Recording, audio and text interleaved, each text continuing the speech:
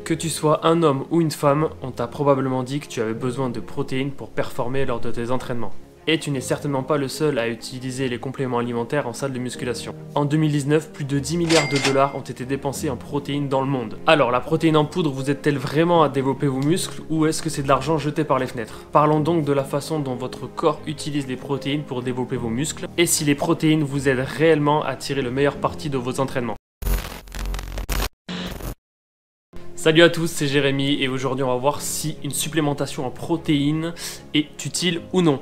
Mais avant toute chose, je t'invite d'abord à t'abonner si ce n'est pas encore fait pour ne rien rater de nos prochaines vidéos. Alors, comment votre corps construit-il exactement ses muscles? Lorsqu'il s'agit d'augmenter la taille d'un muscle, il y a deux possibilités. On peut soit augmenter le nombre de cellules, ce que l'on va appeler l'hyperplasie, ou on peut agrandir le nombre de cellules, ce que l'on appelle l'hypertrophie. Alors, comment fonctionne l'hypertrophie musculaire? Si vous regardez une cellule au microscope, on peut voir qu'il y a de longs tubes de fibres sur toute la longueur des cellules. Celles-ci sont appelées myofibrilles et regorgent de fibres à base de protéines. Lorsqu'une cellule musculaire construit plus de fibres protéiques, elle devient alors plus grosse et plus forte. Pour atteindre l'hypertrophie musculaire, il existe une règle simple. La synthèse des protéines musculaires doit l'emporter sur la dégradation des protéines musculaires. Et pour déclencher la synthèse des protéines musculaires, vous avez besoin de deux ingrédients. Premièrement, un entraînement intensif. Et deuxièmement, une alimentation protéinée. Si votre corps ne reçoit pas suffisamment de protéines par votre alimentation, alors il ne peut pas déclencher efficacement la synthèse des protéines. Et c'est donc là que vient le conseil d'inclure une supplémentation en protéines dans votre alimentation, surtout si vous faites beaucoup de sport et plus particulièrement de la musculation. Il faut savoir que la plupart des personnes vivant dans des pays à revenus élevés tirent suffisamment de protéines dans leur alimentation pour leur fonction de base corporelle. Mais nous savons que les besoins en protéines sont plus élevés chez les personnes cherchant à prendre du poids et donc recherchant l'hypertrophie musculaire. Mais l'ajout de protéines en poudre vous aide-t-elle réellement à obtenir de meilleurs résultats?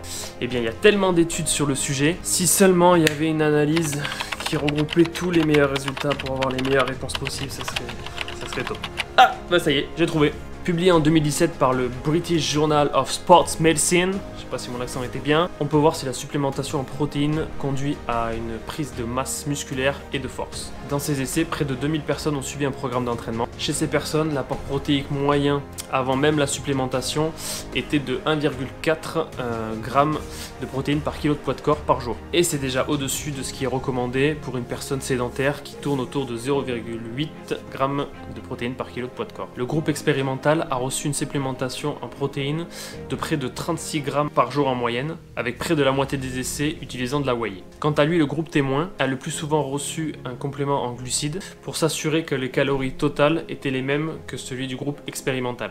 Le programme de sport a duré au total 13 semaines, sur une base de 3 entraînements par semaine, et en moyenne chaque séance il y avait 7 exercices je crois, 4 séries et 9 répétitions. Et oui, 9 répétitions, vous avez bien entendu, c'est pas 8, c'est pas 10, c'est 9. Et donc les résultats? Eh bien la supplémentation en protéines a amélioré la force, le volume musculaire et la masse corporelle maigre.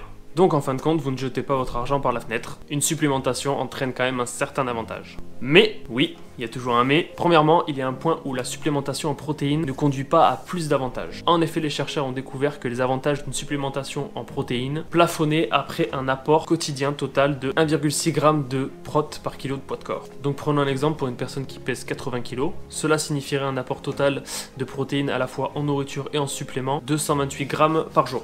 Et la deuxième chose, c'est que même si la supplémentation en protéines a eu un avantage, c'est pas aussi impressionnant que ce que vous pourriez penser. Concernant les pratiquants qui n'ont pas pris de supplémentation, l'amélioration de leur force ont augmenté de 1 RM, ce qui représente environ 27 kg en moyenne de plus avec l'entraînement uniquement. Et ceux qui se sont supplémentés ont reçu un petit avantage supplémentaire de 2,5 kg, soit 29,5 kg au total. En d'autres termes, la supplémentation en protéines a apporté un avantage de seulement 0,9% de plus que ceux qui n'en prennent pas. Donc qu'est-ce que cela veut dire? Eh bien cela veut dire que la pratique de l'entraînement par des exercices intensifs est un stimulus beaucoup plus puissant pour augmenter la force musculaire que l'ajout d'une supplémentation en protéines. Si bien sûr vous êtes un athlète pro, une supplémentation en protéines va être essentielle, voire indispensable. Pour les athlètes sérieux, nous on recommande de compléter l'apport en protéines à une limite supérieure de 2,2 g par kilo de poids de corps de protéines par jour. Mais si vous êtes une personne sédentaire qui ne pratique quasiment pas d'activité physique ou une personne qui veut seulement rester en forme, alors les boissons protéinées vous aideront certainement, mais pas autant qu'un entraînement sérieux en salle et régulier. Donc la prochaine fois que vous verrez quelqu'un avec son shaker de whey à la salle, vous vous direz: "Eh mec, est-ce que tu t'entraînes assez dur pour prendre ce petit shaker?"